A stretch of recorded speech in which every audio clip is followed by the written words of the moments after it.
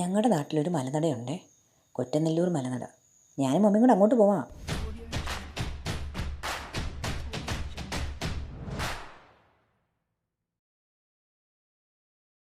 എല്ലാ മലയാള മാസം 1-ാം തീയതി ഉണ്ടല്ലോ അവിടെ വിശേഷ പൂജയും കാര്യങ്ങളും ഉണ്ട്. ഞങ്ങളുടെ നാടിനെ കാക്കുന്ന മലയച്ചനാണ് അവിടെ. 10-ാം തീയതിയാണ് ഇവിടെ ഉത്സവം കേട്ടോ. ഉത്സവം എന്ന് വെച്ച് കഴിഞ്ഞാൽ മറ്റ് അമ്പലങ്ങളെ പോലൊന്നും അല്ല കേട്ടോ. ഇവിടെ മലയച്ചന് ഊരാളിയായിട്ട് വരും, ഭവന സന്ദർശനമുണ്ട്, പറയെടുക്കും, അങ്ങനെയൊക്കെ. 10-ാം തീയതിന് മുമ്പാണെങ്കിൽ കോട്ടയ ഇറക്കമുണ്ട്. അതെന്ന് പറഞ്ഞു കഴിഞ്ഞാൽ വാഴക്കുന്ന തെളുവമ്പടത്തിലാണ് വിശ്രമിക്കുന്നത്. പിന്നെ 10-ാം തീയതിന് കോട്ട കയറ്റും. നമ്മുടെ നാടിൻ്റെ ആഘോഷമാണ്. മലനാടിനോട് ചേർന്ന് ഭദ്രകാളിയുടെ ഒരു അമ്പലമുണ്ട് കേട്ടോ. ആണ്ടിലൊരിക്കലും അവിടെ പൊങ്കാല മഹോത്സവവും നടക്കും. ഞാൻ ഈ നാട്ടിൽ വന്നിട്ട് ഇപ്പോൾ 20 വർഷമാവുന്നു. ചുമ്മാ വന്നൊന്നുമല്ല കേട്ടോ.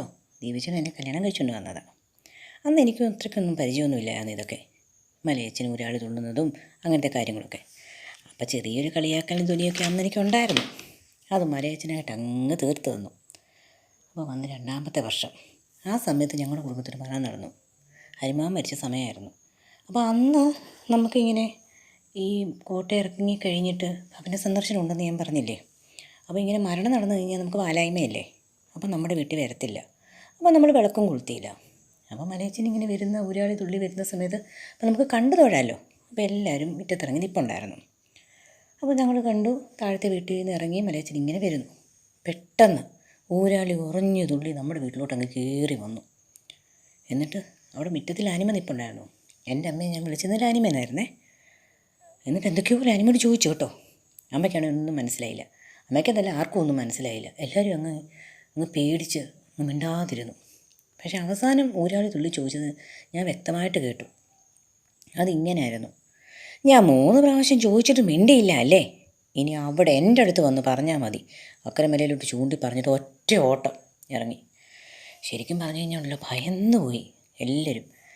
പിന്നെ അവിടെ നിന്ന് ആരോ പറഞ്ഞു, അയ്യോ എന്താ മിണ്ടാതിരുന്നത്, ചൊറിഞ്ഞു പൊട്ടി പോകണോ എന്നാണ് മലയച്ചൻ ചോദിച്ചത്. നിങ്ങളെന്താ മിണ്ടാതിരുന്നതെന്ന് ചോദിച്ചു. ശരിക്കും പറഞ്ഞാൽ അന്ന് എൻ്റെ അമ്മയുടെ കാലിലൊരു മുറിവുണ്ടായിരുന്നു.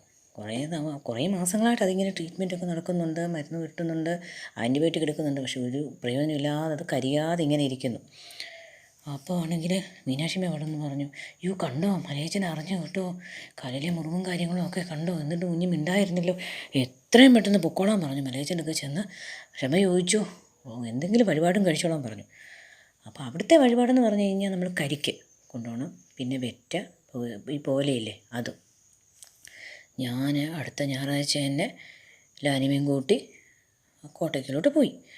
അന്ന് ഈ പറഞ്ഞ കണക്ക് ഈ കാണുന്ന റോഡൊന്നും ഇല്ല. വഞ്ചിക്കെ പഠിക്കുന്ന നമ്മൾ ആ മല കയറണം, കുത്തനെയുള്ള കയറ്റുക. ശരിക്കും പറഞ്ഞാൽ സ്റ്റീപ്പായിട്ട്, അല്ലെങ്കിൽ പാറയുടെ അവിടെ നിന്ന് സ്റ്റെപ്പ് കയറി പോകണം. ആ സ്റ്റെപ്പ് കയറി പോകുന്നതിനെക്കാട്ടി നല്ലത് നമുക്ക് ഇപ്പുറത്തോട്ട് പോകുന്നത്. അയ്യോ, ഞാൻ ആ ലാനിമയും കൊണ്ട് ഈ കരിക്കും വെറ്റുപോലെയും ഒക്കെ കൊണ്ട് ആ മല കയറി അങ്ങ് ചെന്നു. മലയച്ചൻ്റെയൊക്കെ ചെന്നിട്ട് നടക്കി വെച്ചു, കരിക്കും വെച്ചു. അപ്പോൾ കൊച്ചാൻ്റെ അവിടെ ഉണ്ട്. കൊച്ചാനോട് പറഞ്ഞു, കൊച്ചാൻ്റെ ഒരു വഴിപാടായത്. അപ്പോൾ എണ്ണയും തിരിയൊക്കെ വെച്ച് കർപ്പൂരമൊക്കെ കത്തിച്ച് എല്ലാം ചെയ്തിട്ട് ഞങ്ങൾ ക്ഷമ ചോദിച്ചു. എൻ്റെ മലയച്ച പൊറുക്കണേ, ഞങ്ങൾക്ക് മനസ്സിലാകാഞ്ഞുകൊണ്ട് ഞങ്ങൾ മിണ്ടാതിരുന്നത്, ക്ഷമിക്കണേ, തെറ്റ് പൊറുക്കണേ, പാവങ്ങളാണേ എന്നൊക്കെ പറഞ്ഞ് പ്രാർത്ഥിച്ചു. പ്രാർത്ഥിച്ചിട്ട് ഞങ്ങൾ ഇങ്ങി പോന്നു. അന്നത്തെ ഇടം അങ്ങനെ അങ്ങ് കഴിഞ്ഞു. പിറ്റേ ദിവസം രാവിലെ ഞാൻ അനിമോട് പറഞ്ഞു, അനിമ കുളിക്കാൻ കയറും. അപ്പം ഞമ്മേ അത് എണ്ണയും തേക്കണ്ട, സോപ്പും തേക്കണ്ട കേട്ടോ, കാലേ മുറിവുള്ളതല്ലേ എന്നാൽ മുറ്റത്ത് ഇങ്ങനെ ഇരുന്ന് പറഞ്ഞു. അപ്പം അമ്മ എന്നോട് പറഞ്ഞു, എടീ നീ നോക്കിക്കേ എൻ്റെ കാലിലെ മുറിവ്, അത് കരിഞ്ഞു കേട്ടോ. ഞാൻ വിചാരിച്ചു അമ്മ ചുമ്മാ പറയായിരിക്കുമെന്ന്.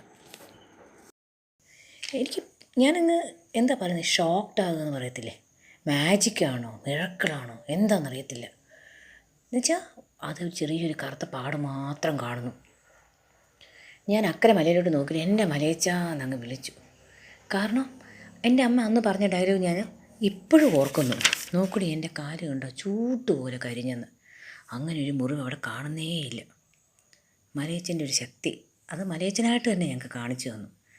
അന്ന് തുടങ്ങിയ ആ ഒരു വിശ്വാസവും പ്രാർത്ഥനയുമാണ് എന്തിനും ഏതിനും എൻ്റെ മലയച്ചാന്നൊരു വിളി. നിങ്ങൾ ഈ വീഡിയോയിൽ കണ്ടില്ലേ, ഭയങ്കര ബ്യൂട്ടിഫുള്ളാണ് ഇവിടെ. ഒരു മലയുടെ മണ്ടയ്ക്ക് പാറയുടെ മുകളിലൊരു അമ്പലമാണ്. ശരിക്കും പറഞ്ഞു കഴിഞ്ഞാൽ ഇവിടെ വരാൻ അന്ന് ബുദ്ധിമുട്ടുണ്ടെന്ന് ഞാൻ പറഞ്ഞില്ലേ, ഇന്ന് ആ ബുദ്ധിമുട്ടൊന്നുമില്ല. കാരണം വണ്ടി ഇങ്ങ് ആൽമരച്ചോട്ടി വരെ എത്തും. നമ്മുടെ കാറോ സ്കൂട്ടറോ എന്ത് വേണമെങ്കിലും വരും. നല്ല റോഡായി. മലയച്ചനായിട്ട് അങ്ങനെ അനുഗ്രഹിച്ചു നമ്മുടെ നാട്ടിലുള്ളവരെ. എല്ലാവരുടെ നാവിലുണ്ട് എന്നെ മലയച്ചാന്നൊരു പ്രാർത്ഥന. എല്ലാവരെയും മലയച്ചൻ അനുഗ്രഹിക്കും.